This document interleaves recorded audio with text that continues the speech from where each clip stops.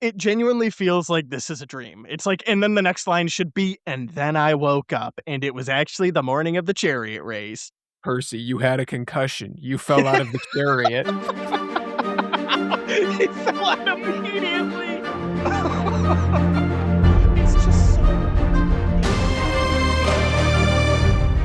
Hello, and welcome to Notes from the Oracle. I'm Connor, and together with Jack, my co-host from Cabin 6, we're going into uncharted waters as we explore the monstrous mythology of Percy Jackson and the Olympians. Book 2, The Sea of Monsters. Chapter 19, The Chariot Race Ends with a Bang. Which, I don't know about you, Jack, this is one of the few things that, having reread this book in preparation for this series of the podcast, I did not remember what the bang was. Yeah, me neither. I don't like this title. I don't like this title. I think I would have enjoyed this title more if the bang was anything interesting. Spoiler alert, it is so ho-hum, guys. It is a single thing of Greek fire going off at the end of the chariot race. It's really lame. It's really fucking lame. It's a lame reference to something that we'll get to it when we get to it. I have a fundamental issue with, which is just the chariot race as a whole. Yep. Not the action within the chariot race, but the fact that the races are happening, period. But we've got a decent chunk of chapter to get through before we get to that. We've got a fair amount of stuff before we get there. So let's start with a little recap. There's not a ton to recap this time. The shortest possible version is they were just camping with the centaurs, and we were having Chiron is actually useful for once moment. There you go. That's everything you need to know for the most part. Did I miss anything in my recap, Jack? That's a definitely painting in broad strokes, but I feel like you got the big stuff. Well, in that case, we do pick up with the centaurs, and they are arriving back in Long Island, riding on the backs of the centaurs. Percy rides on Chiron's back. They get to do their cool space-time stretching, minimizing, cool shit. I don't know what else to call it. It's cool. It's neat. They're doing their quantum tunneling ability, yeah, Connor. man. The classic mythological quantum tunneling. How could I forget? We'll have to cover that next chapter. I didn't think to do myth notes on that one this time. Uh-huh. Percy has a fun little Percyism when he tells us that he didn't pester Chiron with more questions about Kronos. He says that Kronos is, quote, not the kind of dad you invited to school for career day. Yeah, man, that's how I describe that too. Yeah, and you know what? Is that a little bit of a quirky Joss Whedon snappy little dialogue point? It is. I will say, I do like that Percy is once again showing he is actually quite the empath and good when it comes to social situations and understanding emotional nuance when he wants to. He just says, mainly, listen, I don't want to pester because, yeah, Kronos sucks, but like, I understand a thing or two about some bad dads. And if it were me, I would really not like my vulnerability to be turned against me and some stupid fucking kid start asking as many questions as humanly possible and make me even more upset and uncomfortable. So he's like, I have a lot of questions. I would love to pick his brain about this, but I, Percy, am going to withhold. I'm going to restrain myself, which is quite mature, especially for a 13-year-old. Well, leave it for another day, which, for what it's worth, I don't really think the big mic drop moment of Kronos is my dad really means all that much in a world where everybody is everybody's dad. I was about to say everyone is tangentially related. It's like, yeah, Percy, that's your grandfather. It's your not grandpa. exactly like... Which means Wait a Chiron's minute. your uncle, by the way. I was gonna say, it's my uncle. Yep. Your family tree's a bush. Have fun. Mm-hmm. There you go. It's a big old tumbleweed just going in over itself time and time again. So yes, he's like, listen, we're just gonna let that chill for now. And that is Rick very bluntly telling us, don't worry about it right now. Yep. Just don't worry about it. We'll talk about it later. And frankly, I don't even know that we do. Maybe, I don't know. I think it's more of just the Chronos stuff, just chill with it for a little bit. Like exactly. We got a lot of stuff. Yes. Like There are going to be questions that remain. This is one of them. Tune in next time. Maybe it resolves, maybe it doesn't. Yeah. But they get back to camp. The centaurs are very anxious. They want to meet Dionysus because had heard through the grapevine. Uh, uh. Yeah, no wink, wink, nudge, nudge. Yeah, you can cut that out if you want, man. No, Uh, absolutely not. Editor Connor, leave that shit in. That's great. That's gold. that's grape. Ah! Oh fuck! But they're like, oh, dude, he's the party guy. He's the party guy. He's the party god. You gotta check this Mhm. god out. And unfortunately, they're a bit disappointed because Dionysus is pretty lame. He's sober right now. I think we get to that a little bit later, but I'm just gonna lump it all together. They're like, damn, that sucks. Oh no, it is No, it's literally all right right here. here. Yep. Yep. It is Um, the second half of this paragraph. And then we get a little bit of info on what camp has been through. We learn that apparently the arts and crafts cabin has been burned to the ground from an attack by a Draco Ionius, which Percy says, as near as I could figure, was Latin for really big lizard with breath that blows stuff up. Interesting translation. We'll touch on the accuracy of that later. yeah, I wish they lingered on this a bit more. Maybe not the big old dragon that was blowing shit up, but the strife that the camp has Mhm. undergone the last couple of weeks. He says that the big house's rooms were just overflowing with wounded. The Apollo cabin kids are working overtime, just performing all the first aid that they possibly can, but they can't keep up. Everybody is looking weary and battered, and they all crowd around Thalia's tree. And that's kind of it. That's really all we get. Which Yeah. again, I feel as though ties back into one of the earliest and I think biggest complaints that we both had when it came to Camp Mhm. Half-Blood in this book.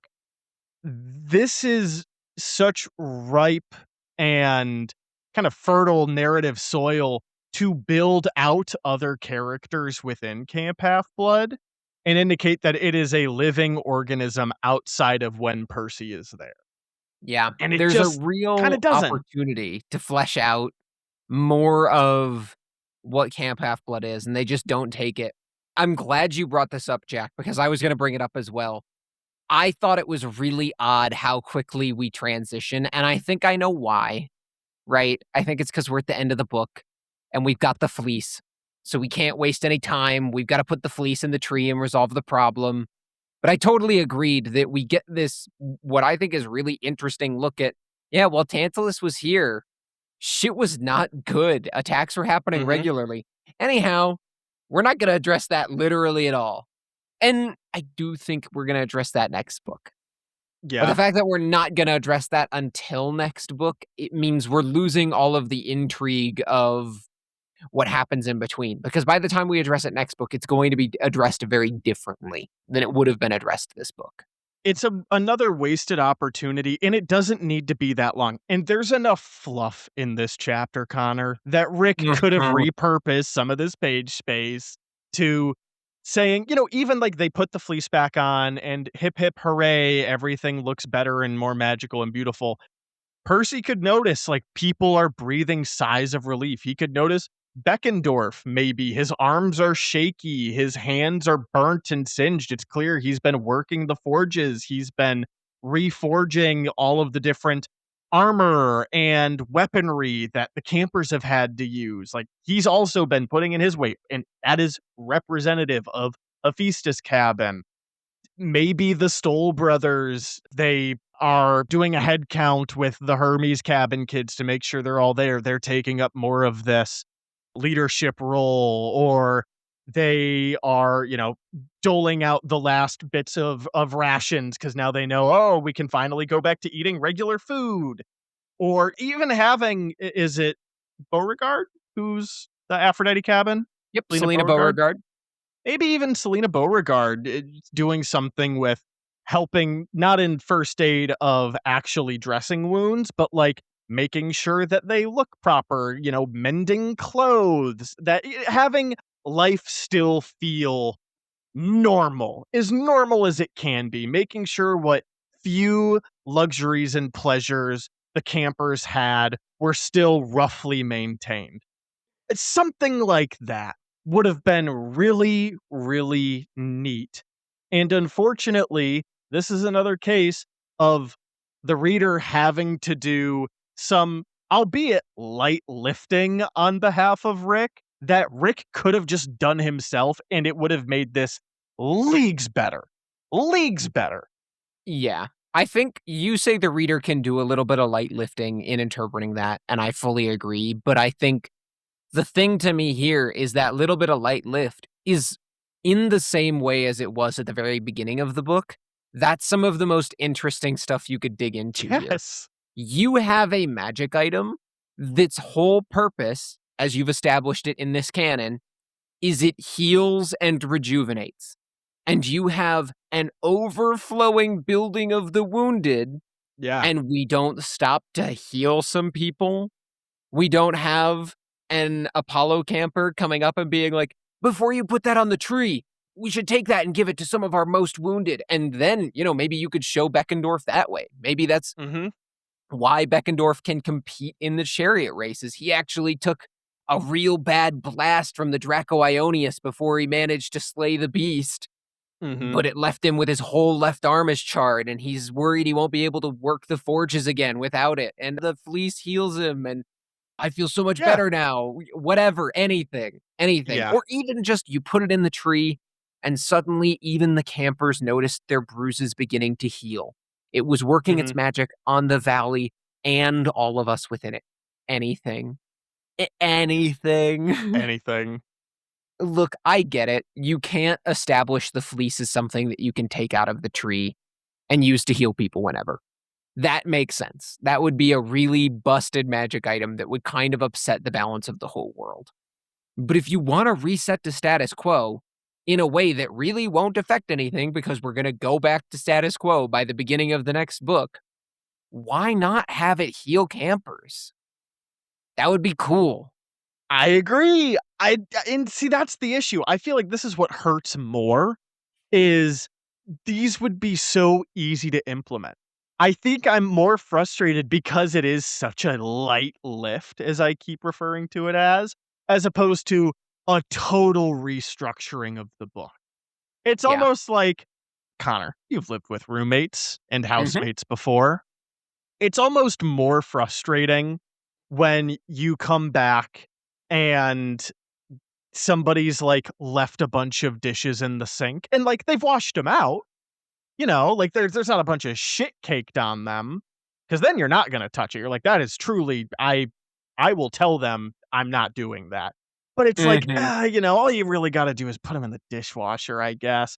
But then it's like it is something you feel almost like it's so easy, why not just do it? But you shouldn't have to do it in the first place. Maybe that's just me. Maybe that's just my No, weird. 100%. That is the exact same analogy I was gonna go for, is it's like someone setting a dish not even in the sink, but next to it Yes, when the that dishwasher's too. unloaded, and it's like, "Dude, I've literally done everything else in the kitchen. I've unloaded the dishwasher. I've done all the dishes. All you have to do is put your dirty dishes in the dishwasher. It's not that fucking hard. Just fucking Mhm. do it." And that's what And this feels like. yeah. Yes, exactly. It's not that hard. It's not that hard. So why are you making me do it? Yeah. Exactly. I'm You glad can you see what understand. needs to be done, so why not just Yes. do it? Mhm. Exactly. Yep. Precisely.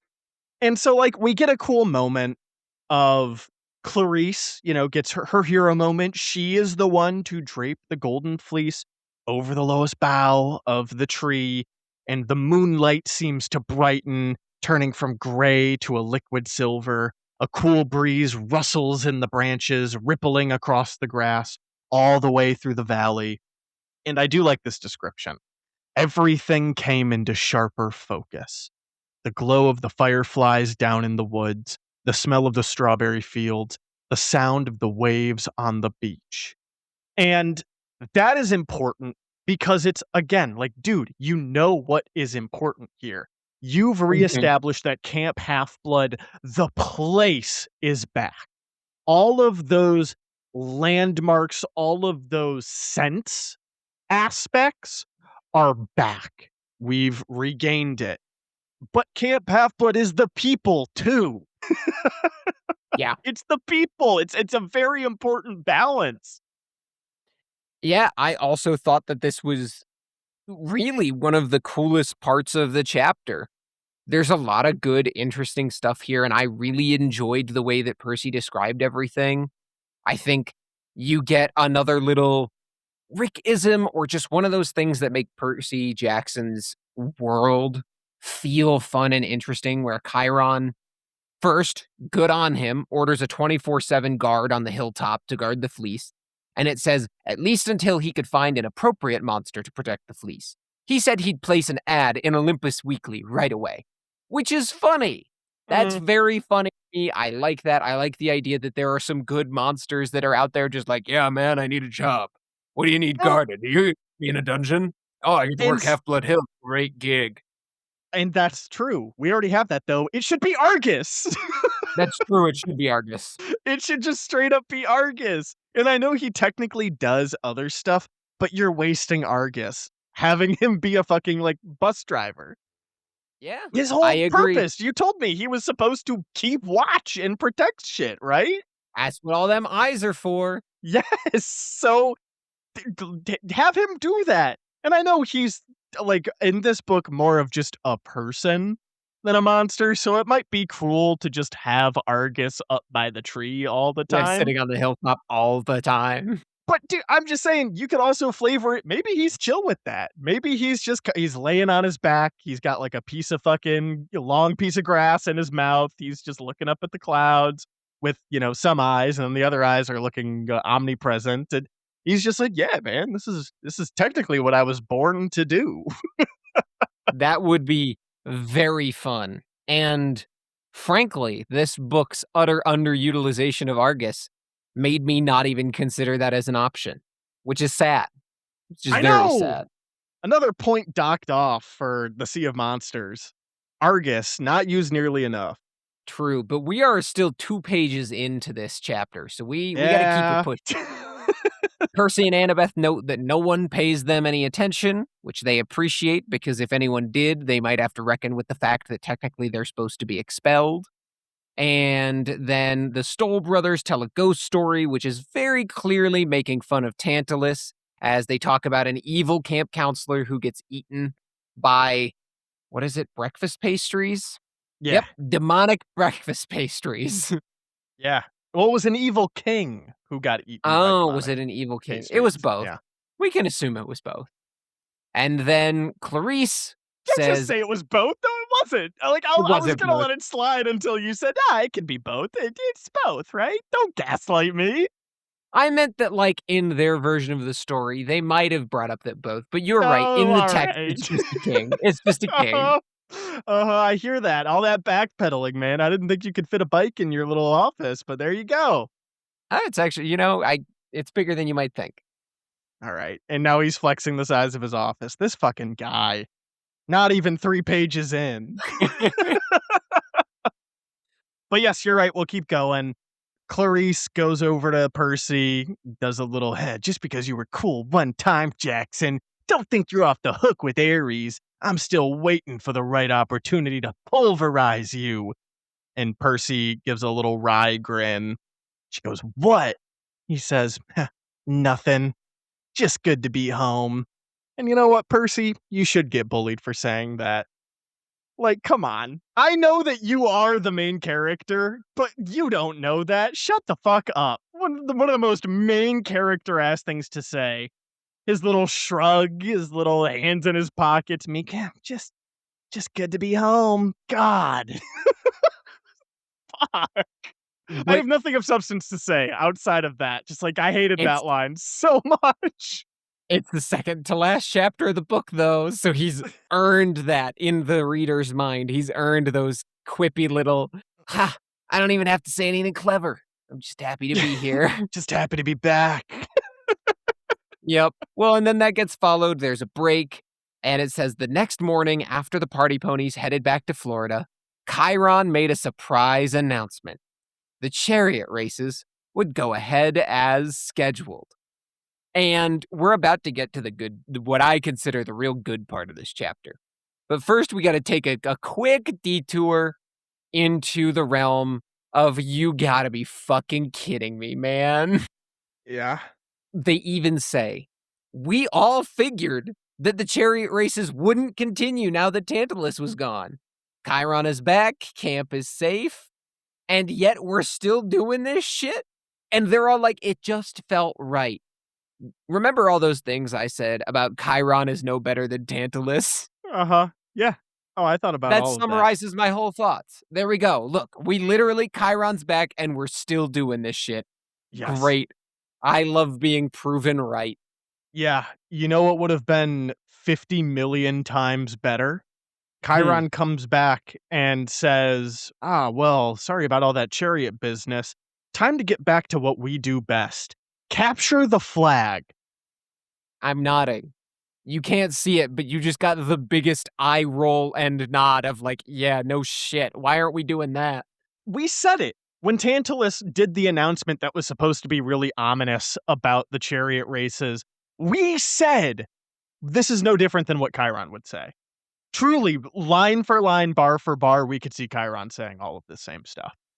And here it is. This just proves the point that Chiron's absence from camp actually didn't mean all that much outside of Yeah. Tantalus just kind of being an asshole. Frankly, I think it really hammers homes what has unfortunately been the theme of this podcast for book two, which is that you didn't make the things that were missing important.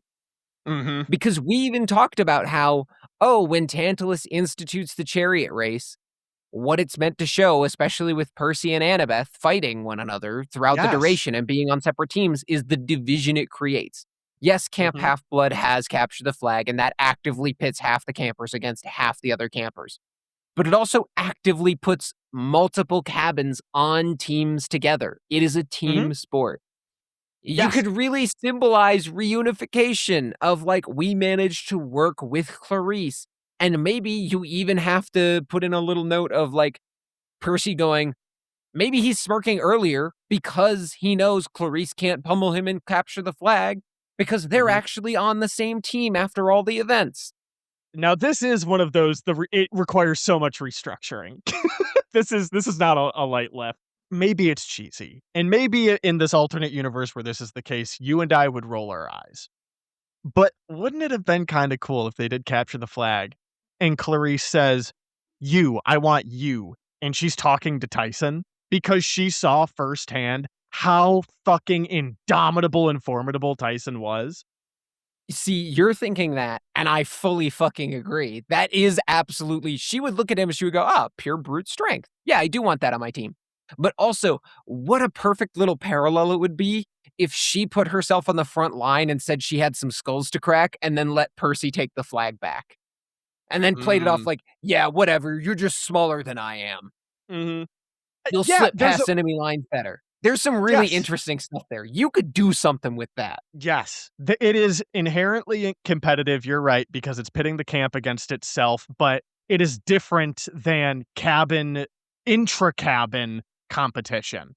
You are building alliances, you are being strategic, and it's understood that while there are cabins that are usually rivals and are head-to-head against each other, they Mhm. mix and match. Like, there's nothing set in stone. It's what are you able to offer, it's who owes you favors, it's the politicking of it, which is fascinating.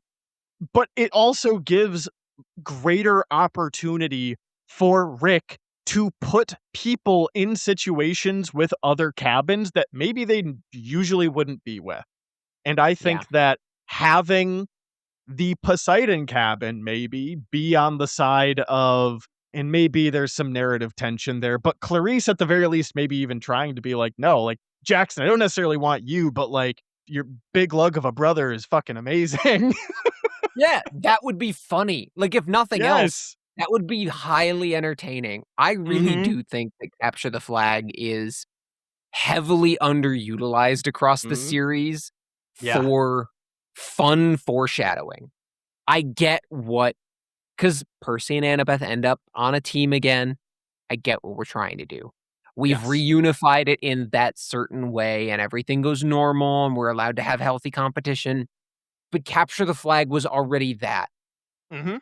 And now it literally means nothing that Tantalus was here. Tantalus was Correct. here was basically not a problem at all. Because also, Mhm. a bunch of campers got injured, but there's no meaningful repercussions to that. There's not, oh, so and so got injured and so died. I Right. get it. We're in book 2. No one can die yet. But there's no lasting impact from Tantalus having been here. Mhm. This would have allowed us to at least have said, oh, the lasting impact was like, that actually was terrible. We really aren't doing the chariot races again. Yeah. I'm gonna trudge us past that Yep, main we point. gotta we Just gotta know push it forward. it is a specter that lingers over the rest of this chapter. And it is the most damning element of this entire chapter that stops it from being actually really good, which is such a shame because there's some really, really good nuggets coming up. And actually, the chariot race itself ain't bad. Like for action, Yeah, it's actually really fun. it's But fun to read. I will admit, we were gonna get there. I was gonna bring that up later, yes, but yes. yes. And instead of showing that the camp has been mended, that Percy has bridged gaps between others in the camp who saw him as an outsider or a freak, or they were his bully, i.e., Clarice. Instead, we get a parallel to the earlier chapters in which Annabeth, Percy, and Tyson were mismatched, but now they work well together. Which, fine, okay, I guess. It doesn't it doesn't feel right because 'cause we've already had that resolution. We already know they work really well together. Yep. So it's like, why are we wasting time on this? I would much rather see the fruits of Percy and Annabeth's other relationships because we know that theirs is strong, and we also knew, keep in mind, when they were fighting, that it wouldn't last, that it was a tiff Yeah. that they'd get over. It's not like we're like, "Oh my god, will they never be friends again?" That truly never came to mind, not even for Percy. He never Yeah. thought that for a second. So, it's weird that they're putting that much emphasis on it this time. Before we push it forward to the next little bit, I think that's actually the thing I wanna leave it on. You make a very good point that this is already resolved. We don't need a scene of Tyson recognizing his limits, Annabeth realizing that her and Percy need to work together even when they have disagreements. Any of this. We have done all of this already. And so doing something like our proposed change of capture the flag actively adds something to the narrative instead of making this chapter feel like it's just doing something we've already done and slowing down the novel just to pad it out before the ending. Yep. So, Great. for sake of not harping on that point anymore, because I think you put a good button on it, Connor, feel free to keep pushing us forward. Fantastic. So, because the chariot race is tomorrow, Percy is going to speak with their horses the night before the race. He's staying late at the stables, he's giving them one final brush, and somebody behind him says, "Fine animals, horses. Wish I'd thought of them." Which, to me, I think is clever. It immediately implies that this is a god. Wish Mhm. I'd thought of them says, I could have made those. I had all the power, but I just didn't Mhm. think of them first. That's interesting. He turns around and he sees the same slim, curly haired individual that he had seen once before. And he says, Hermes? And he says, Hello, Percy. Didn't recognize me without my jogging clothes? And Percy is like, I don't know what to do. You're just a god. Oh, shit. Fuck. And he says, Listen, Lord Hermes, about Luke. And this is really good. I enjoyed everything about this interaction with Hermes. Oh, I think that, Connor, yep, I loved the interaction with I Hermes. was about to Her say, I think Rick just gets this character. Yes. Hermes is a character that Rick has a really clear idea of, and I think he just nails. So please go Mhm. ahead. Yeah. This entire interaction is the highlight of the chapter. Yes. And again, if the specter of the concept of it being a chariot race happening, it being like the guiding action behind this chapter, if that wasn't there, this might be one of my favorite, like, just chapters. Like, Mhm. I really loved some of the payoff that we got here and the back and forth. And Hermes has, after this, cemented himself as one of my favorite recurring characters so far in the series. I Absolutely. fucking love this guy. I love this guy so much. I also want to point out, because Connor, I know this is actually going to play into the myths. The reason he didn't recognize him, Hermes says, "Ah, yeah, I'm not in my jogging clothes." He's wearing his white pith helmet, the very famous white pith helmet, and has a mailbag slung over his shoulder. So Mhm. he's dressed up a little differently now. He's looking more properly godly. Yep. And Percy recognizes, well, one, he's like, "Oh, fuck, it's a god," but pieces together pretty immediately. He's not just like, "Oh, by the way, about your shitty son." He's like, "Wait a minute. Hermes, the god that has no time to spare. Why are you sparing time? Ah, that's right. Your son." Yep. That About thing Luke. you asked me about very specifically. Yep. And he arches his eyebrows, and Percy very awkwardly says, "We saw him all right, but," and Hermes just cuts him off and says, "You weren't able to talk sense into him?" And Percy, I can imagine him maybe kicking some dirt, scratching the back of his head, just looking anywhere but Hermes, says, "Well, we kind of tried to kill each other in a duel to the death." And Hermes goes, "I see. You tried the diplomatic approach." And Perfect. That shit cracked me up. which is very funny, but I feel as though it is dual meaning. One, it could be pure sarcasm, the idea of, oh, yeah, duel to the death, how diplomatic. It could also mean, "Ah, my son, the hothead, you tried being diplomatic and it didn't work." I see where that Ouch. landed you. Uh-huh. And Percy is incredibly apologetic, and he's beating himself up a lot over not being able to talk sense into Luke. Mhm. Says, I'm really sorry, Lord Hermes. I mean, you gave us those really awesome gifts and everything." Which, one, appreciate Percy thanking the god for the truly legendary boons that he was given. Yeah, the only reasons they're alive and he is not a Yes. guinea pig. And he says, "And I know you really wanted Luke to come back, but dot dot dot, he's turned bad. Really bad. He said he feels like you abandoned him." And then Percy waits. Percy feels like he just threw a grenade in the middle of them and is waiting for the explosion. And so he holds, is expecting Hermes to get angry. Figured he'd turn him back into a hamster or something. Percy says, "I do not want to spend more time as a rodent." But instead, and this is why I love Hermes, he just sighs. And he asks Percy a question. "Do you ever feel your father abandoned you, Percy?" And then I love it's the next line and the very bottom of the page. It's just 2 words. "Oh, man." It's so good though. I Uh-huh. love this characterization of Hermes. It shows him yet again as one of these gods who is thinking about the way that the demigods think. And Hermes, as you put it, the only god with literally no time, none at all, Mhm. who is actively going out of his way to try and do his best, is like advocating on behalf of the other gods. He's genuinely listening to Percy. It's so fucking intriguing. It Mhm. really makes you want to turn the page and keep reading. I know. And It's almost like he's a god of sending messages.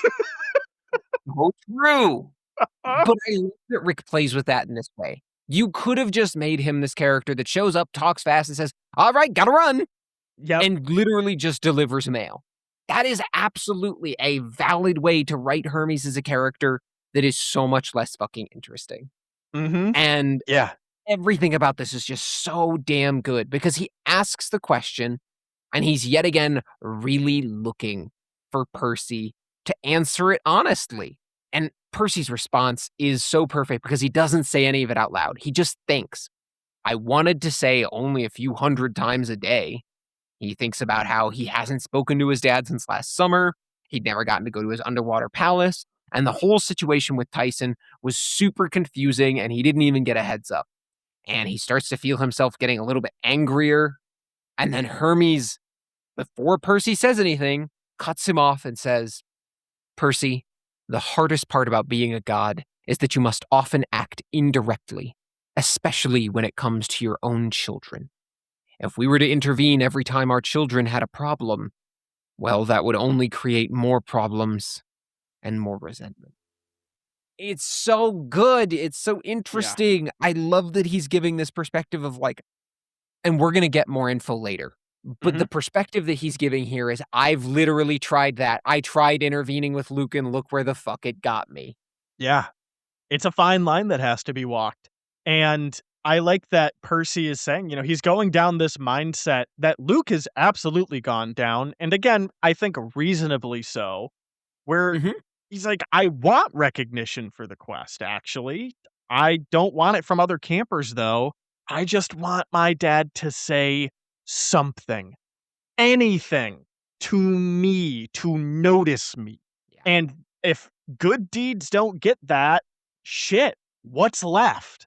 And Hermes explaining that there is this tenuous relationship between what gods are able to do and how really what he's saying is historically, Percy, gods meddling in the affairs of mortals, even demigods, truly doesn't end well. We gotta be really tactful. Mhm. And he recontextualizes, and I will say, this middle grade fiction book got me to follow its line of thinking without me being a few steps ahead of it. I was also thinking, yeah, holy shit, Poseidon really hasn't been around this book. And It granted, it's been a while since we've read certain chapters and certain things, but overall, like, yeah, we haven't heard from him. We haven't really seen him. And I mean, dude, the fight with Polyphemus, we talked about the absence of Poseidon and what that could mean. And I think we tried to give it some maybe benefit of the doubt. Maybe we were a little disappointed. It's been a while since we recorded that, so I forget. But I know we talked about it at length. Mhm. It is a major plot point here. Yeah. And Hermes reorients a bit. He says, I need you to give this some thought. And I think that you will see that Poseidon has been paying attention to you. He has answered your prayers. And then he turns it back and says, I can only hope that someday Luke may realize the same about me. Whether you feel like you succeeded or not, you reminded Luke who he was. And I love this next line. You spoke to him. You spoke to him. And God, I love this character so fucking much. Dude, me It too. I just loved every part of this. I didn't wanna interrupt you, but, like, Mhm. here's the thing. There's so little to add, in my opinion, because, as you put it, it's one of those few moments where it catches you and it hooks you with the narrative and you go, "Oh, Mhm. shit, yeah, I have been." Like, I need that reframing, and, like, we've been paying attention to, "Oh, here's all the little ways that Poseidon is showing up that Percy isn't realizing it." But the book does a good job of kinda downplaying it, making it Yes. feel less impactful, so that when we get back here and Hermes is like, "Well, think about it," it works really well, and Yes. I caught that line too. You spoke to him. Yeah. And Connor, with Because that line, just really quick, because I know we're yeah, gonna keep talking definitely, about go it. ahead. I love that line because any word that you choose to emphasize, it changes the meaning, but it's still the same end result of Hermes having such immense appreciation and understanding the profundity of what Percy chose to do, where Mhm, many others would not. Again, it's you spoke to him. You spoke to him. You spoke to him. You spoke to him. It's just any way you cut it. And I love that Rick didn't emphasize anything. So mhm. you can kind of mix and match and play with it. It leaves it a little bit ambiguous, but there is an immense weight to that line. Literally, no matter how you cut it. And I love that. It's probably my favorite line in the entire book, and it's so basic. But you're so right. It is perfect in what it accomplishes. Because, as you put it, there are so many ways to interpret it, and yet they all say the same thing. And I'm gonna draw the comparison to our other main character who was there, who has a deep relationship with Luke. Annabeth would have just fucking killed him. Yes. Annabeth would not have given him the time of day to talk to him. And I love that Hermes recognizes that this is what sets Percy apart. We have made jokes and we've talked about a lot of Greek heroes whose whole play is brutal violence. How can Yep. I solve the problem? With my big stick and a bludgeoning of your head. Mhm. And Percy says, I tried to kill him. And Hermes just shrugs. Families are messy. Immortal families are eternally messy. Because what he recognizes is, yeah, but you didn't lead with that. Mhm, You genuinely tried to connect with Luke first and have him see the error of his ways. mhm. And that is worth so much because if nothing else, Luke recognizes that you still see him as human. Yes. No matter how much he tries to shun his humanity, you spoke to him. It's huge. It's massive, Connor. You treated him like an equal. You treated him like a person. You treated him like his feelings had validity and meaning despite being wrong. Or not even Ugh. wrong, just misguided. Because again, Yeah, I despite his ideology being wrong, I yes, should yes, say. correct. Yes, yes, yes, yes, yes. Yeah, Hermes says, "Hey, I can't fault you for that. I will not fault you for trying to kill him. Like, he came at you. What are you gonna do? That's them's the breaks." But you reached out and he slapped your hand away. And the fact that you reached out, Percy Jackson, you've earned my respect. At the very least, you've earned my respect. And Percy's like, "Well, I'll be honest, this doesn't sound like a great recipe for the rest of a perfect family, the idea of we gotta keep maiming and killing to a minimum." But he starts thinking about his quest again, and he starts to realize, "Shit, maybe Hermes was right." And this is where Jack, was like, "Oh, man. Huh. I guess maybe there was more than I remembered." And this is where I feel like there's almost a benefit to us reading this so slowly, because some of this stuff Mhm. I truly did forget about and was not considering. So Percy really had to mull it over. He said Poseidon had sent the hippocampi to help us. He'd given me powers over the sea that I'd never known about before. And there was Tyson. Had Poseidon brought us together on purpose? How many times had Tyson saved my life this summer? And Connor, this is about to wrap into something that almost made me fucking cry when it was resolved, which is the mystery of Tyson. Because Mhm. Percy is seeing it as, maybe this is a call to some prayer, or more realistically, a need that Percy didn't know he had that Poseidon provided for. Yeah, you were looking out for me when I didn't even realize I needed looking out for. Yes. And God, it's just, oh, the resolution to that is so fucking good, but we've got to get there. So they, in the distance, hear the conch horn sound, signaling that it's curfew. And, if they don't go to bed, that the fucking harpies are going to eat them.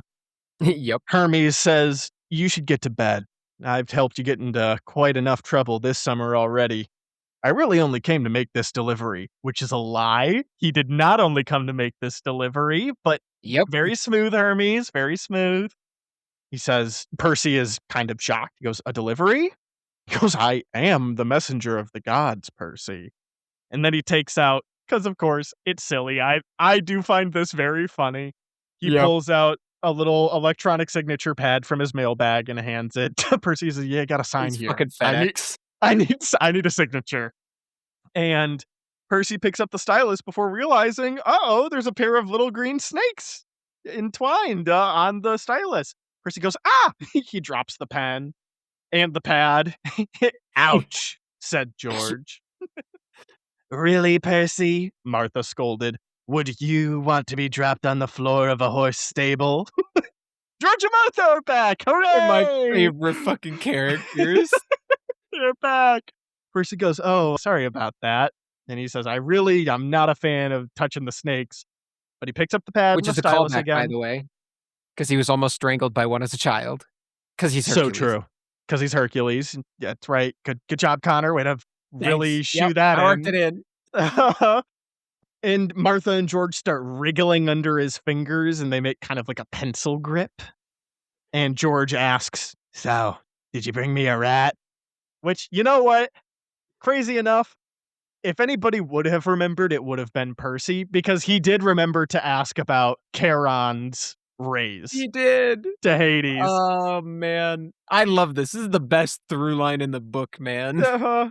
And Percy says no. And he's telling the truth when he says, we didn't find any."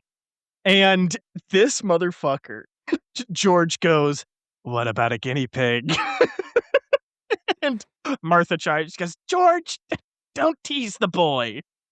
God, everything about Hermes and his little entourage of snakes, they just kill me. It's just so great. I know that George and Martha are as funny as they are because of their limited appearances, but Mhm. fuck, I want them to appear in every chapter and just be narrating it. Put them in the margins of the book. Ugh, that's awful. George, you can't say that. He Yeah. just died. What? Still awful. They're like a Statler and Waldorf duo. They're just off in the wings, Yes. making their little colored commentary. Yeah, I love them. I love them so much. I can't believe I forgot about them, but I am hopeful that Rick does continue to use them in moderation, so when they do show up, they are economical in how just Yep. silly and fun they are. So he gives the pad back to Hermes. Unfortunately, as great as this has been, Hermes does have quite literally a billion other things to be doing. Yep. And Hermes, in exchange, hands Percy a sea blue envelope. Turned the page. My fingers trembled. Even before I opened it, I could tell it was from my father. I could sense the power in the cool blue paper, as if the envelope itself had been folded out of an ocean wave. Cool as fuck. Very fucking cool. Hermes says, "Good luck tomorrow. Fine team of horses you have there. Though you'll excuse me if I root for the Hermes cabin." Then Martha just really, tone shift. She goes, Mhm. "And don't be too discouraged when you read it, dear. He does have your interests at heart." And Percy, the god of questions, "What do you mean?" George goes, don't mind her. And next time, remember, snakes work for tips." Hermes says, "Please shut the fuck up, you two. That's enough." He puts his stuff back. He readjusts the mailbag on his shoulder, says, "Goodbye, Percy, for now." And small white wings sprouted from his pith helmet. He begins to glow, and Percy knew enough about the gods now to avert his eyes before he revealed his true divine form. In a brilliant white flash, he was gone. Percy was alone with the horses. Alone with the horses and this blue envelope in his hands. It's really It's good, and I love that they yeah. used Martha to play it straight for just a moment, because Yep. normally, as we were just talking about, Martha and George are there for jokes. So the Mhm. fact that she's got, like, got this insight into the mail because she is part of Hermes is so damn compelling that she's like, "Honestly, though, as a part of the god of messengers, this isn't necessarily a bad thing," and Mhm. priming Percy for that. It adds a layer, I think is what I'm saying. It adds a layer, Yes. and it makes it that much more intriguing when we Mhm. do open it as he looks at it, and it's got this what he says is strong but elegant handwriting on the front, and it is addressed to him. For someone who was literally just moments ago thinking about how he would love some direct communication from his father. And Hermes has just explained to him that is risky as fuck and often ends horribly. Yeah. Here he is holding some direct communication Yeah. and just wondering what's inside. And he's wondering, what is this? What could this letter be? Is it saying that, it's kudos for getting the fleece? Maybe he'd explain about Tyson, apologize for being gone for so long, not talking to him sooner. There are so many things that Percy is just dying to read, that he wants, that he is yearning for in that letter. He Mhm. opens up the envelope, he unfolds the paper, and there are two simple words printed right in the middle of the page: "Brace yourself." Oh, fuck. Oh, Connor. Fuck, it's so cool. It's really good. And here's what I like about this, Jack. Because of the way it's structured on the page, we sometimes talk about the formatting. Yes. There's a big old break where it's written in a fancy, kind of more script-like font, Mhm. which means as Percy is pondering what it could be, you know what is inside of it, and you know it only says brace yourself. And I Mhm. just love how it ties into what Hermes was saying, that the gods have to choose their words carefully. He didn't say it in so Yes. many words, But this is Poseidon choosing his words very carefully, but Mhm. trying to show his son, I'm concerned for you. Yeah. You do need to be prepared. Brace yourself. And weirdly, because one of the themes that I don't think gets resolved very well in this book is Percy's lack of training. The fact Mhm. that he has been setting aside his demigod life. This is the perfect bow to that little subplot. Yes. Especially because not a few chapters ago, Luke is calling him out and saying, huh, you're out of practice. And he's kicking his ass for it. And Yes. Poseidon is saying, you can't afford to get your ass kicked again. And things are only going to get harder from here. And Mhm. he does it in 2 words. Well done, Rick. You I might have know. brought back the chariot races, but damn, this is good. I know, and this is what I'm talking about. Dude, without the just spit in the face that is the chariot race, all of this is fucking phenomenal. It's phenomenal stuff. I'm Ah, just nodding. It's so uh-huh. damn good. And it keeps Percy up all night. It makes sense. He talks about waking up the next day and how everyone is looking at the skies like they expect to see the Stymphalian birds gathering again. But he's still just thinking about brace yourself, these 2 words. And he's thinking about how Martha said not to feel disappointed. And Percy, because of that, and it shows just how important Martha's little bit of context was, because of that, he's thinking, what does it mean then? Mhm. Something is about to happen. He is warning me about something. Maybe he didn't know, maybe he couldn't tell me, whatever it is. But Percy is now racking his thoughts and he's not really able to fully focus on the race. He will, but for this little bit of time, he's putting all his thought to this and I just love the way he's considering it with earnest and trust. And those few words from Martha, I think, are what really get you there. And this whole thing framing Poseidon in a very different light of like, can be trusted, can be counted upon, just has to be in a very careful way Mhm. because of the nature of his position, especially as one of the big 3. It's very compelling. Yes. Wholeheartedly agree, man. And I like that Percy is reasonably frustrated at this still. I think anybody would be, but Mhm. is trying to parse through like what not only what does this mean, what do I have to do? What do I need to address within myself? Because I need to be ready, and there's a chance, and he gives Poseidon a little bit of grace. My father doesn't know what's coming either. He can just sense something. He is Mhm. aware that something is brewing. There is a churn of the ocean water before the storm. Things are getting choppy. I was about to say a shifting of the tides. Yes. Yes. And the best advice and really only advice that he could give right now is what a sea captain would say amidst a horrid storm. Brace yourself. Fuck, it's good. I It's know. good. I know. It's fucking awesome. It's awesome. And we are going to leave very briefly the territory of really, really, really fucking amazing and get into the action chapter. Truly, I almost wish that the chapter ended after Brace Yourself, and then Mm. another chapter would pick up just for the chariot races. Okay, I know Rick never does this, but Brace Yourself would have been an awesome chapter title. Oh, that would have been really good. Yeah. Or I get a very important letter. I don't know. Yeah, I don't Either know. way. Mhm.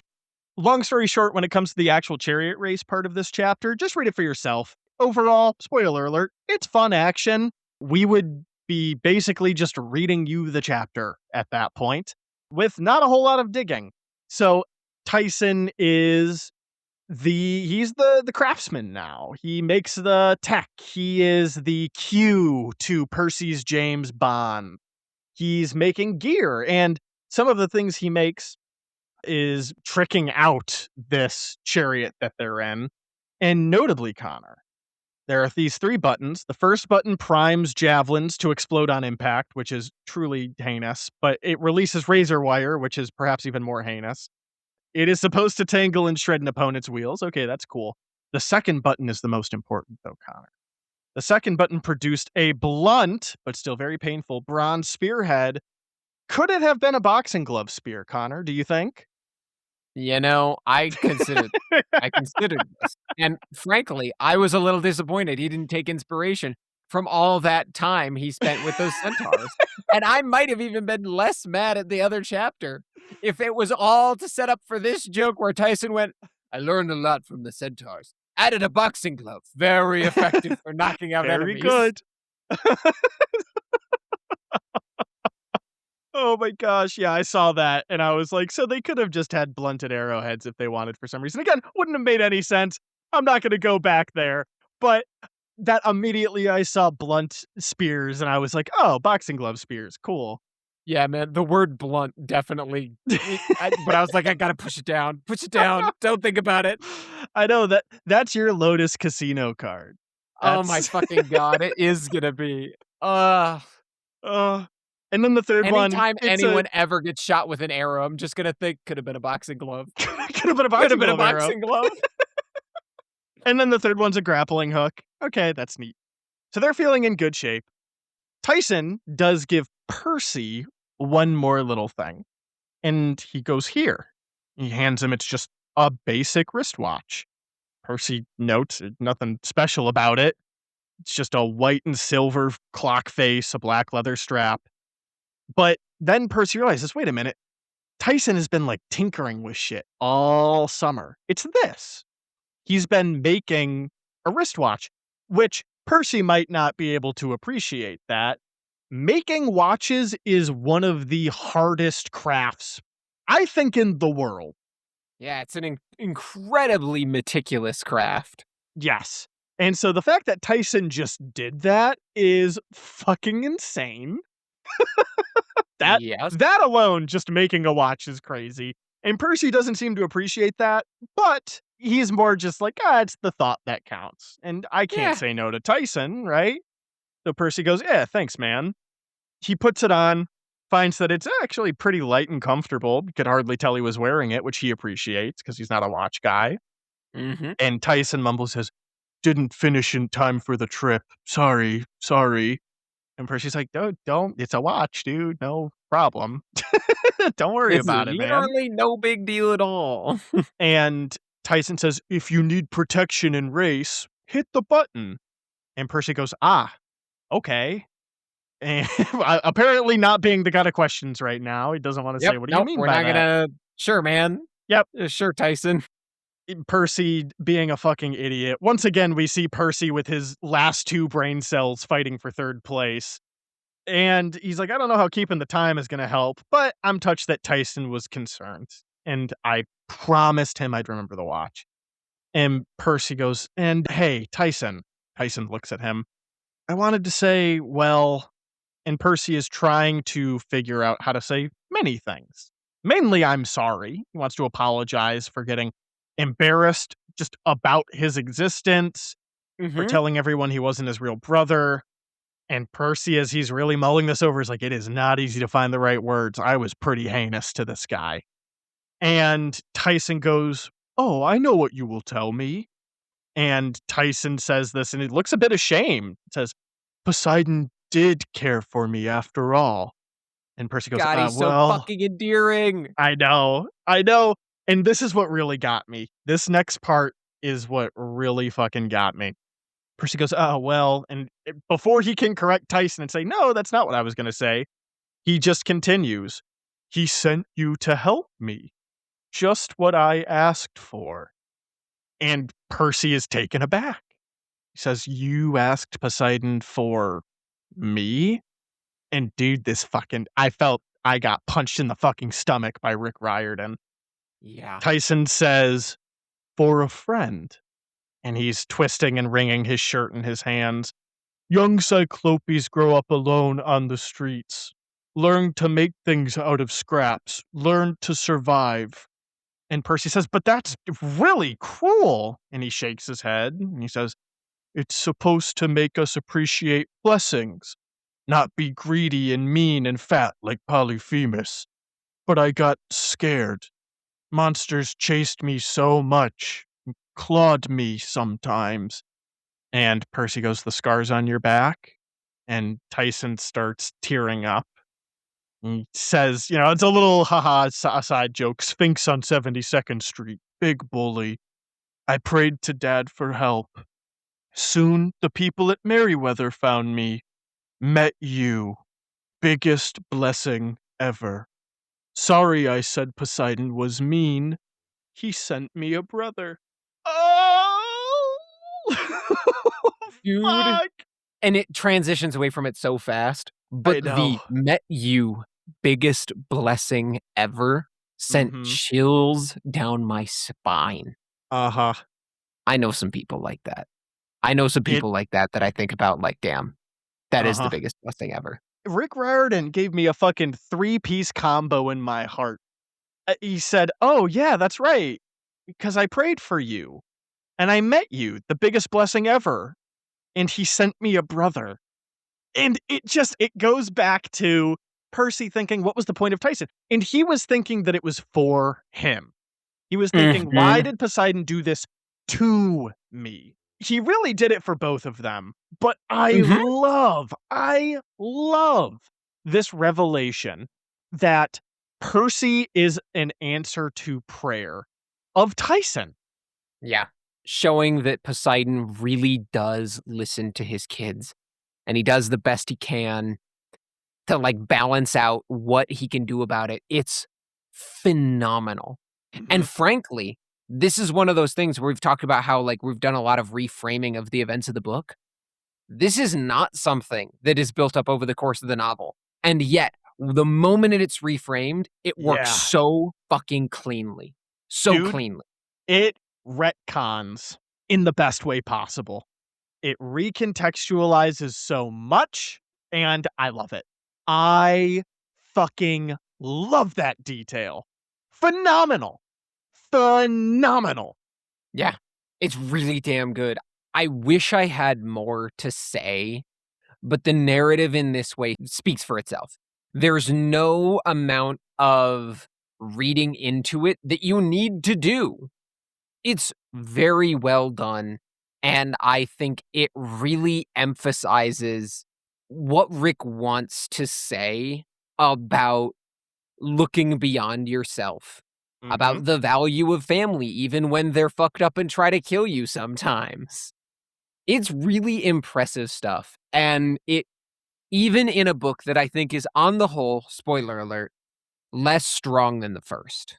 I say Mhm. that's a spoiler alert because I'm sure we're gonna tier list it in our full book recap in Yes. 2 episodes. Stick around, everybody. I haven't added nearly as many calls to action, but like, share, subscribe.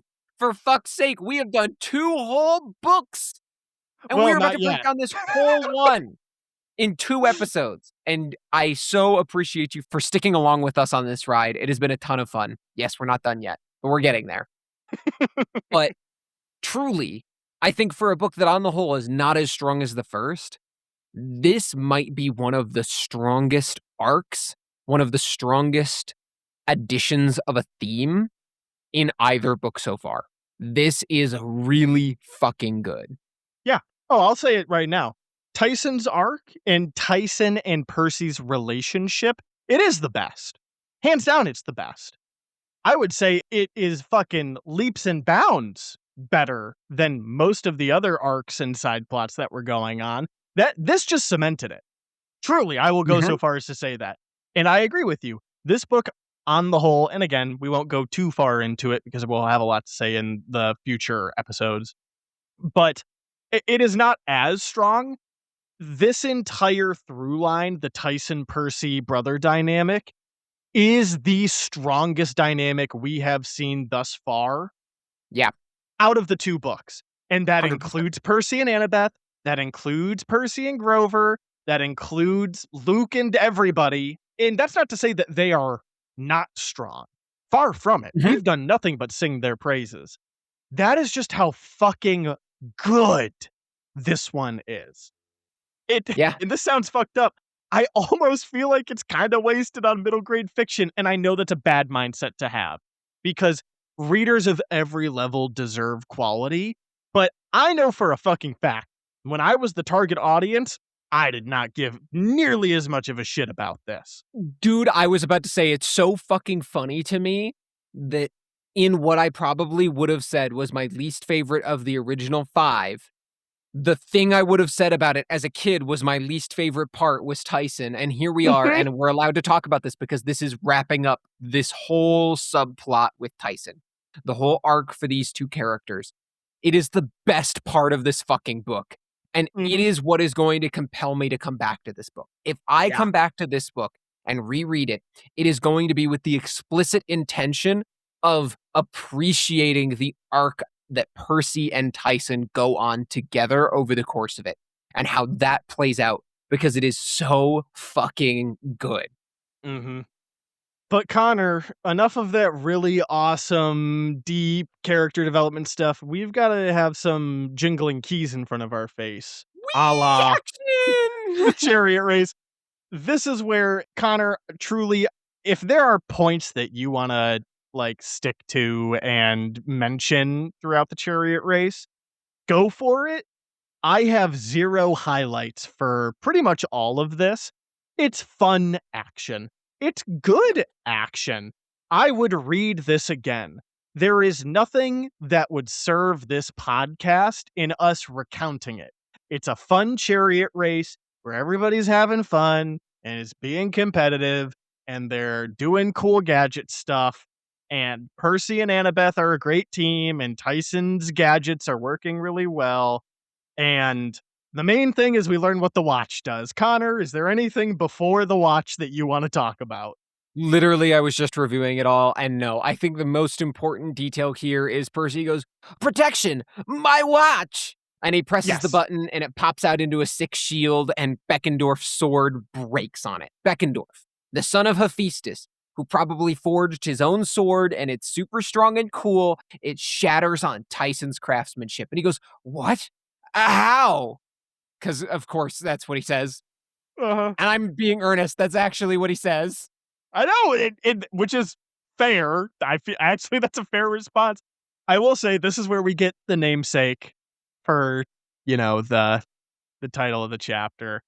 The Yep. Hephaestus cabin are a bunch of fucking psychopaths, and they're doing Yeah. really well in this race with their automaton horses, and they throw a grenade Yeah, literal into fucking grenades. Percy and Annabeth's chariot, which is a bag of Greek fire. And Percy's like, "Oh, we've got about 10 seconds before it explodes." But the Phaestus chariot is harrying them, and Percy is too busy sword fighting Beckendorf, who is a very formidable fighter. Mhm. And Annabeth is too busy doing everything else necessary to Yep. make a chariot not crash. And so Percy's thinks, he's got the use the force moment where he's like, "I remember the new thing that I got." He presses the button and the watch is very fucking cool. It's So, fun. I And we're gonna need to will talk about it more next chapter for what it's worth. okay, I will still describe what happens with the watch because I do think it's very neat. So he remembers the Mhm. watch. He said, "I didn't know how it could help, but I managed to punch the stopwatch button. Instantly, the watch changed. It expanded the metal rim, spiraling outward like an old-fashioned camera shutters, like an aperture. A leather strap wrapping around my forearm until I was holding a round war shield, 4 feet wide, the inside soft leather, the outside polished bronze, engraved with designs I didn't currently have time to examine.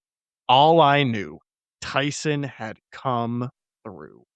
As he always does, Percy. As we know, he always True. does. And that's when he shatters the sword. Beckendorf says, "Wait, what?"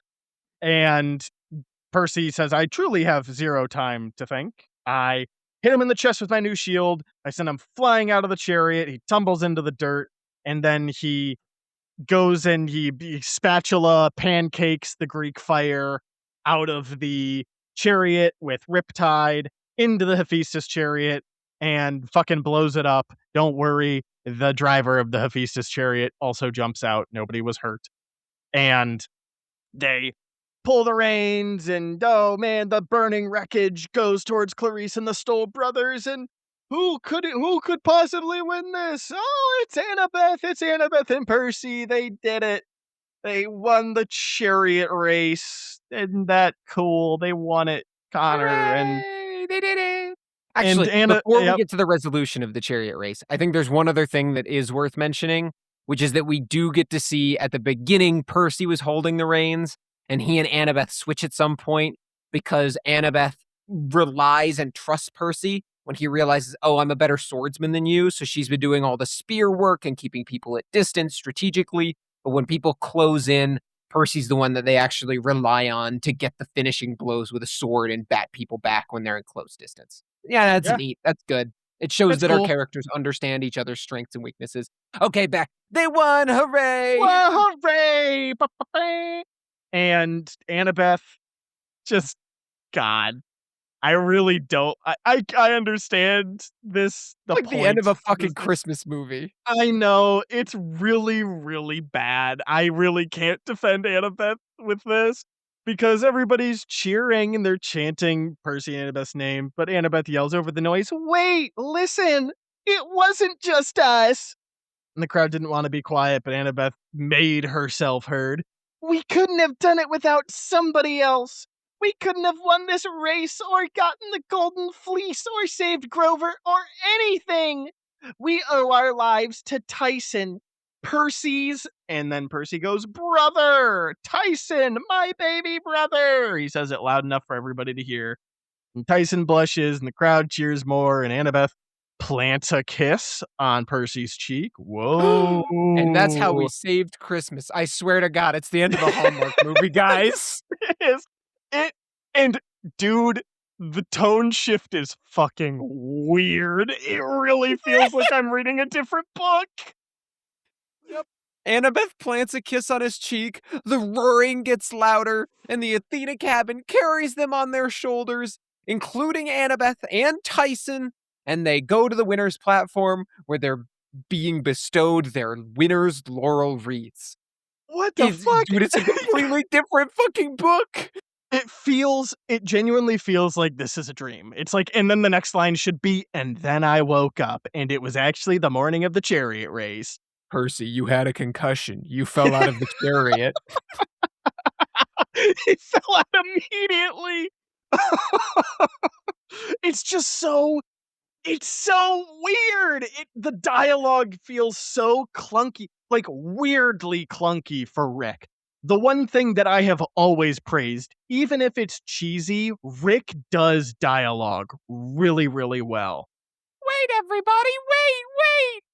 We need I to thank you for listening.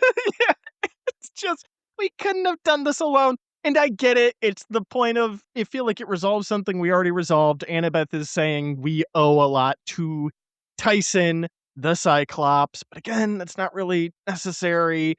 Yeah, And it's supposed to resolve her arc when her arc has already been resolved in how it deals with Tyson, which is, I think, especially feeling ham fisted after we just resolved Percy and Tyson's Mhm. interactions and arc so much more elegantly. I feel like what would have been better, and it still would be a little ham fisted, is if instead of Annabeth, and I hate taking stuff away from Annabeth, but it really feels like it's not her place to do that. I feel like it'd be better if while everybody was cheering, Percy noticed that Tyson was kind of on the outlines, kind of left to the wayside. And maybe Annabeth is like points too, like, hey, she also notices, or maybe I she's would the say one that, maybe just give her that noticing. yeah, hey, she notices, by the way, Tyson is there. And, he seems fine. Tyson is okay with being on the outside. He actually might feel more uncomfortable with all the attention on him, but he deserves credit properly. That really puts an even bigger bow on her whole character arc of really pushing the point that, yep, she likes Tyson now. She's gotten over her inherent bias and bigotry. But Percy Yeah. should have been the one without some grand, like, we couldn't have done it alone. He should have just said, effectively, like, we owe the fleece, we owe this victory in the chariot race to my baby brother, Tyson. And, like, leave it at that. Leave it at that. Yep. In the grand scheme of things, it's not a big deal. It is just incredibly silly to me that we get. I'm sorry I keep belaboring the same metaphor, but it is such a Hallmark movie ass ending. Yep. Like, It is incredibly weird. And it feels like the book wants it just to be like, and then we got our laurels, book over. Oh, wait, there's another chapter. Shit. Yep. Yeah. But yeah, that is where the chapter ends. On the whole, the good parts of this chapter are really good. The mediocre stuff is truly, it's not bad. And the chariot race action, it's commendable. Mhm. It's just not what I wanted out of this chapter, especially when you get so many phenomenal character interactions. It feels like we almost dumped action into the chapter because Rick got told by editing, "Hey, I Yeah. know there's only 2 chapters left, but you gotta have action at least every other chapter. That's how the book is. This is read by 6th graders." Mhm. 'Cause that's the formula throughout the whole book is there is action every other chapter, and this is Uh-huh. our other chapter. Yeah, I think I think I've made my point clear. The sheer principle that the action in this was a chariot race truly is what is stopping this chapter from being in my top 3. And it probably wasn't gonna be number 3. But I hate I'll say it. I really fucking hate that it's a chariot race because it's 1, lazy, 2, undermines many, many things that we've already discussed at length, and 3, it's just not needed. It's bloated.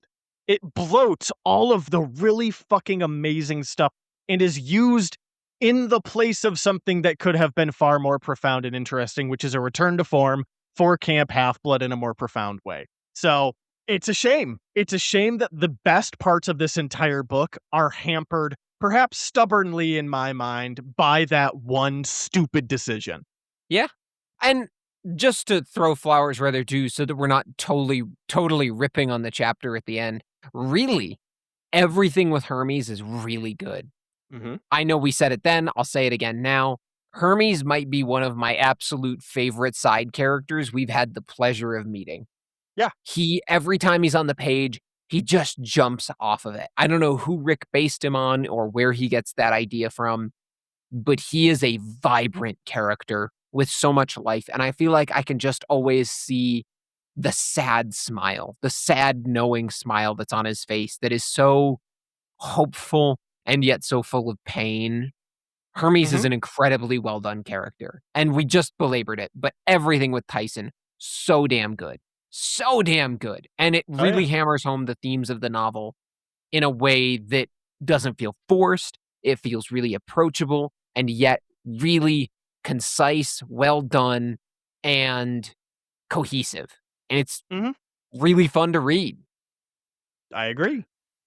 Well, if you don't have any further thoughts, we can take a seat here in the stands, and we can do some myths over all the celebration and cheers. Let's do it. All right, well, we're going to start today with the Draco Ionius, Wow. which isn't real. Oh, well, shit. So this is So, my CSS Birmingham? yeah. So I went to look for the Draco Ionius, and I thought maybe I'll look for maybe Rick just typed it in differently. Maybe I'll look for the Ionian Draken because I thought maybe Ionia is a region. Nope. So I looked, and the only place I found it was the Percy Jackson wiki. So I did my due diligence. I just checked some monster lists, and I found one that sounded pretty close.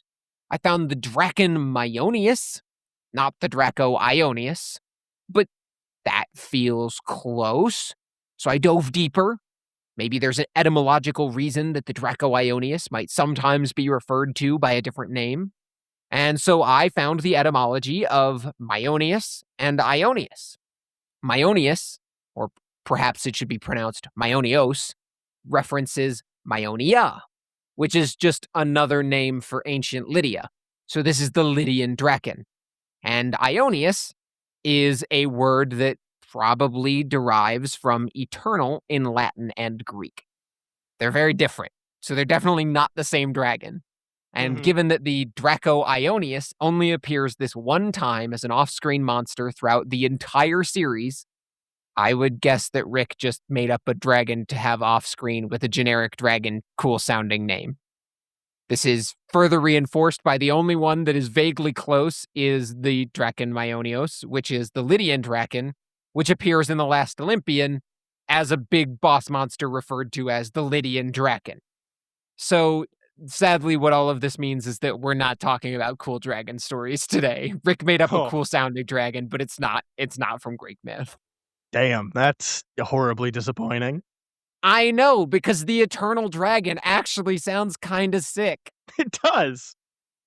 So that's it. That's all we've got on the Draco Ionius. Let's talk about Okay. Hermes' winged helmet. What a fucking crazy bait and switch. That's so nuts. Oh, that's insane. You could have just said that in the chapter, man.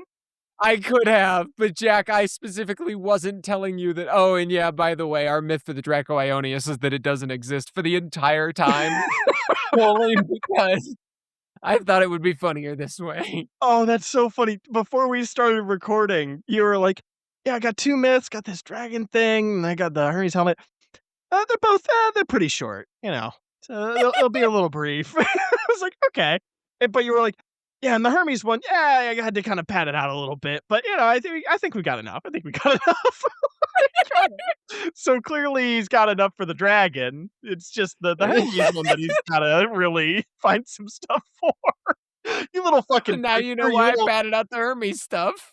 you're a stinker, bro. You're a certified stinker. I am today, but that's okay. I was having fun with it.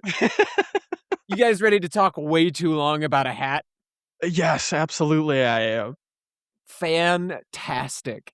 So, because I just hit you with the Draco Ionius, I will preface this discussion by first informing you of something that I saw as a sort of inevitable conclusion to this myth section, which is that Hermes' hat has wings sometimes and doesn't have wings other times.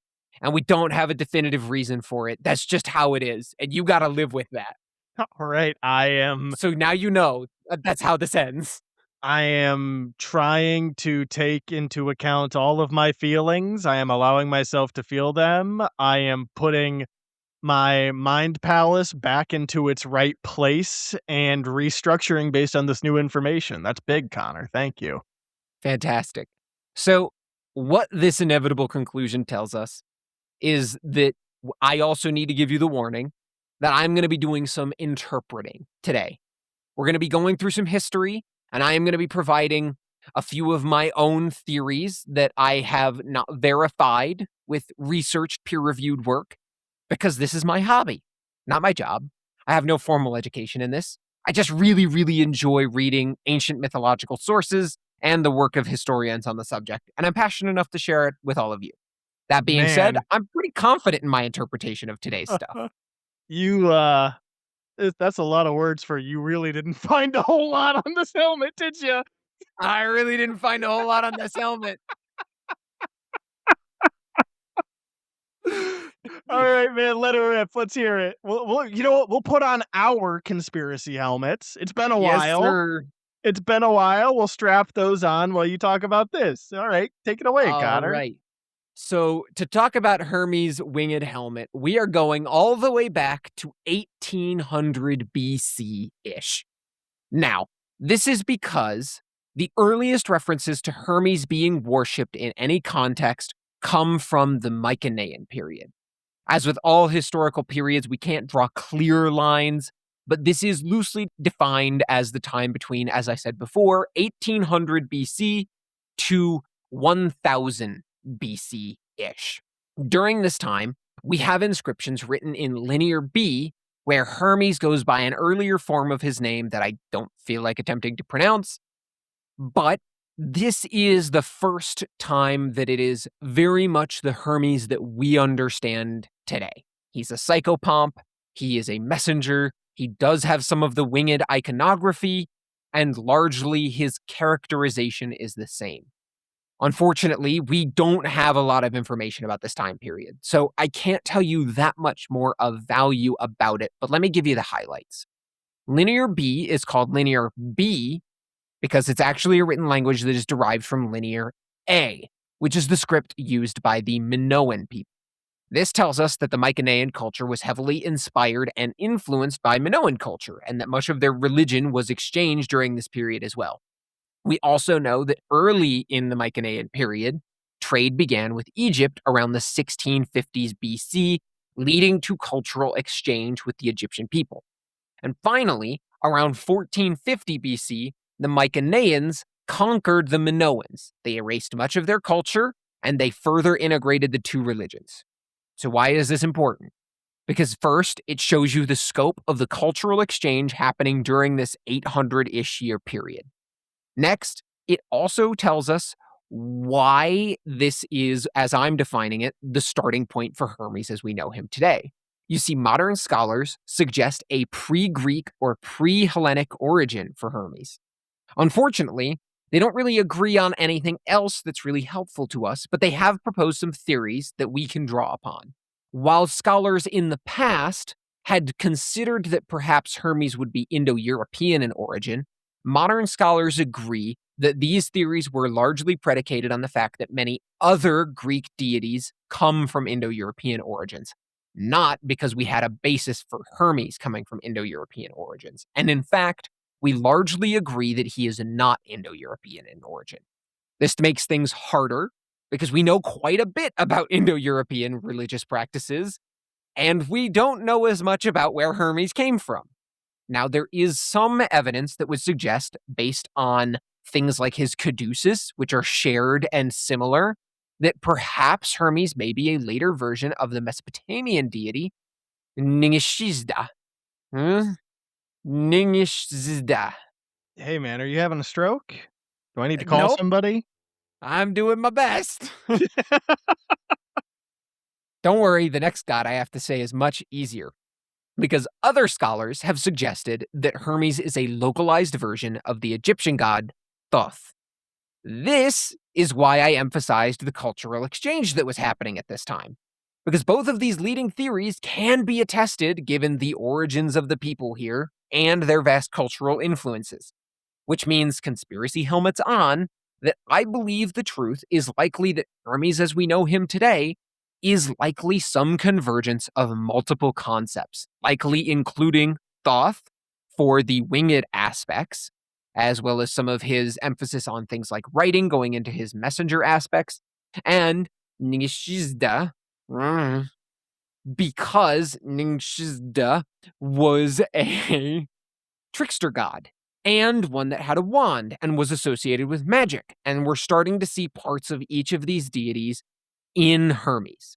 And so that, with the other influences from the Minoans, the Indo-Europeans, and people's lived experiences, I think is what forms this first version of Hermes that will become what we know today. Now, from this point forth, a new, smaller divergence occurs.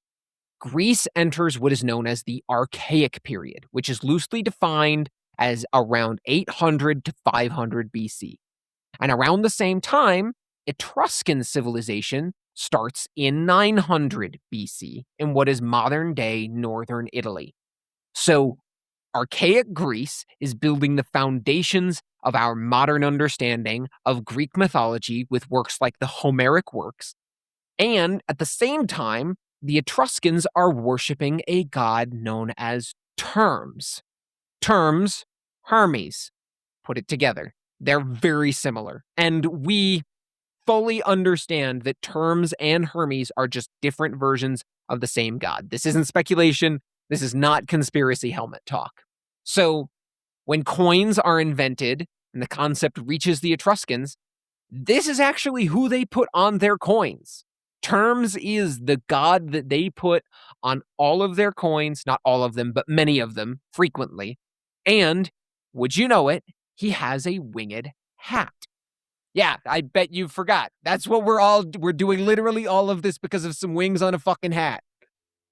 So, Don't you love what's what we do, Connor? I do Don't you just actually. It's relish so in it? fun. I really do.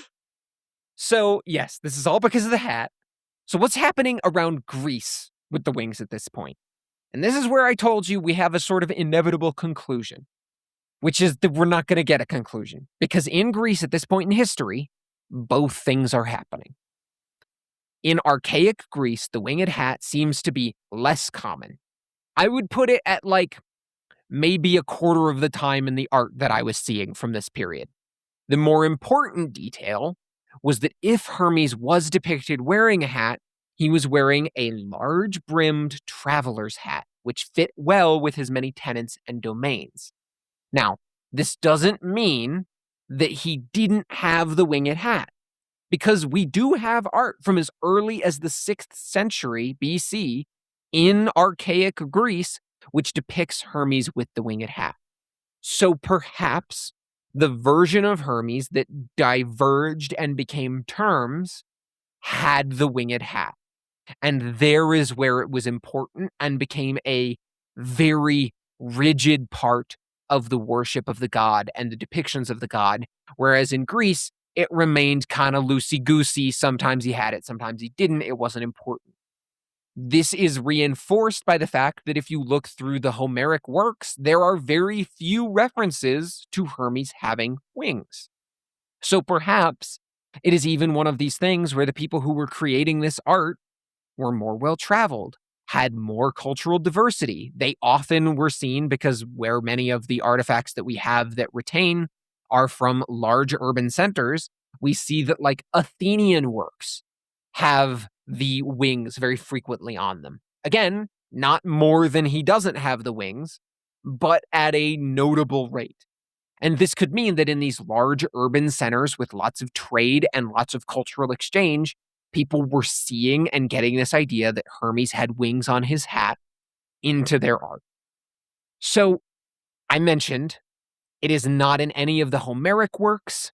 It's not in any other piece of archaic literature. So when is the first literary reference to the winged hat or helm that I could find? And it is actually all the way in the Roman period. So before we get to that, let's talk about Mercury. So the archaic period ends, and then sometime shortly after is this little thing called the Roman Empire. And the Roman Empire happens to span the Italian peninsula, and therefore what was once the Etruscan civilization, as well as much of Greece. And so over time, Terms and Hermes, who once diverged, are condensed back into a single figure, which in the Roman pantheon is Mercury. And Mercury, yet again, is not always depicted with the wings on the hat or helm. In fact, he's very frequently not depicted with a hat or helm at all, but instead a youthful complexion and curly hair. This is probably due to, again, shifting ideals. Rome is more structured. The idea of the traveler's hat is now nearly a 500 to 1,000-year-old fashion statement. You know, shit, I get it. Stuff goes out of style. I don't know what to tell you. Uh-huh. And it is at around this point when we see art from this period more frequently starting to depict the wings on the hat or helm.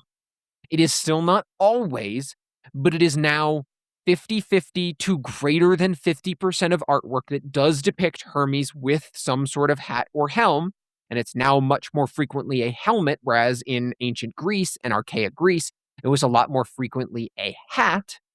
We are starting to see the wings. For example, art from the 1st century AD, which was preserved in Pompeii, very clearly depicts Hermes with a helmet with wings on it. So my best guess here is that as the cultures merged, and Rome was very Italian peninsula centralized, the very Etruscan idea of Hermes with wings on his hat became more common. And it is around this point when in the 2nd century AD, the Roman author of the novel The Golden Ass, Apuleius, wrote this description of Hermes in a play. A radiant boy appeared, naked except for a youth's cloak draped over his left shoulder. His blonde hair made him the cynosure of all eyes. Tiny wings of gold were projecting from his locks, in which they had been fastened symmetrically on both sides. The herald's staff and the wand which he carried identified him as Mercurius. Where does this leave all of this? Well, I have perhaps one last detail to present you with. And that is, despite the heavy emphasis on Greco Roman art, Hermes does not frequently appear with the wings during the Renaissance. Why do I bring this up? Because it means that it is only as we get closer to the modern day that the winged helm yet again becomes heavily associated with Hermes, to the point that nearly all modern art of Hermes seems to include the winged helm. Perhaps this is because of the beautiful fresco that was uncovered in Pompeii around the mid 1700s. And as we did more and more research into this very well preserved place, that informed much of our ideas of this ancient culture. And that meant that the depiction of Hermes that appears there, or rather Mercury that appears there, is the one that weaved its way into our cultural zeitgeist. But I think that does play a factor, but I don't think it's the only thing. And in fact, I think there's something more important. I believe that as we glorify these ancient stories more and more, that we find ourselves gravitating to the more fantastical elements that they present. Reminder that when Hermes was first created all the way back when, his defining characteristics were a traveler's hat and being a psychopomp. He was the patron of people who went from place to place when travel was dangerous, when it took a long time. And the idea of a god being able to do it sure was notable and fast, but what was fast then? A day? As opposed to many years? Mhm. Maybe even a month? Hermes was a very different character then. And again, he was a part of people's lives. He was someone they worshipped. He wasn't a character. There is a reason that the early versions of the Flash wore a winged helmet inspired by Hermes. Today, we see the Greek gods as these mythologized versions of themselves, even in places like DC Comics or Marvel Comics or any other of these types of places as we rewrite and retell these stories over and over again, even in Percy Jackson. We don't see them as gods, we see them as fantastic characters with magic and powers. And so we depict Hermes with a winged helm because it's fun and it looks fast. And as a modern audience, Hermes is the fast god. That's his fantasy power. And what do wings on a helmet make you think? Damn, that guy's fast. Yeah. I don't know. That's just what you think. Well, it's just like, he's already got the hat, and that's one thing, but, like, the wings surely must be making him go even faster. We joke, but truly, like if you're a kid and you see the hat with the wings, you go, damn, that's a fast hat. Yeah, because 'cause you're soaring. You're zooming, you're soaring, you're zipping, you're flying. Exactly. So there you go. Was any of that meaningful? I don't fucking know, but there is some semblance of a presentation on Hermes' winged helmet/hat. Good job. And you didn't mention Jay Garrick Flash by name once. I didn't mention Jay Garrick Flash by name once, but I did mention the earliest versions of the Flash. Yep. Well, you know what, Connor? For your first myth being basically a lie and your second myth being you just pondering, that was fun. I'm glad Honestly, you enjoyed. you know what? That was a nice little twist on the usual formula. I liked that. I had fun with this. This was a fun one to write. I didn't expect that I was going to be educating myself on the various periods of ancient Greek history again. I think the last time I ended up down this sort of rabbit hole was when I talked about fucking horses. You talked about what? Well, hold on. We did talk about that literally last week. That's true. That's a good point. A joke doesn't really work when we've actually done that multiple I was times. about to say, don't sound too surprised. We Yeah, literally were just talking about that last that's fair. episode. Yeah, that's true. Well, Connor, unless you have anything more to say, I feel as though I've given all I've got. I thought that this chapter, God, I wanna love it so much. I wanna love it so much, man, but it's just that sticking point, I feel like is such a glaring issue that I simply can't overlook, and I think that stops it from being considered one of the greatest chapters throughout the series thus far. I'm not going to lie to you, Jack. I'm very curious to see how it actually stacks up. when we go through and rank all the chapters. Because the further we get into the book and the closer we get to the end, the more I'm realizing there's going to be some stiff competition at the top. And I don't think it's in the good way. Mhm. There are not a lot of S tier chapters in this book. I agree. I agree. I think there might end up being some B plus chapters in my 2 and 3 spots. Mhm. But But there is only one way to get to the final chapter of the book, and thus our review, the episode after that. So I hope you will all join us next time as we read the final chapter of Percy Jackson and the Sea of Monsters. see ya. Thanks for listening. If you enjoyed this podcast and want to support our content, please be sure to leave a review, share with your friends, and follow us on all your favorite podcast platforms. Until next time, this has been Notes from the Oracle. I'm glad you got a good giggle out of the mess there. Yeah, you got me pretty good, man. You subverted my expectations incredibly well. Especially because you are usually so, like, forthright with what you've got. And you also suck at keeping a secret. If you're like, get this, it's going to be really funny when I do this, right, Jack? You're like, sure, man. But you held your cards close to your chest. Who I knows? pulled it off.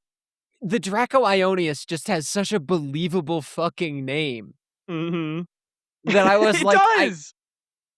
I couldn't not, you know?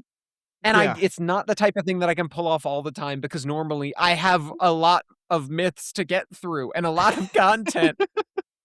And I was doing because I make the list of myths very early on in the show, you know, before we even really start recording the episodes.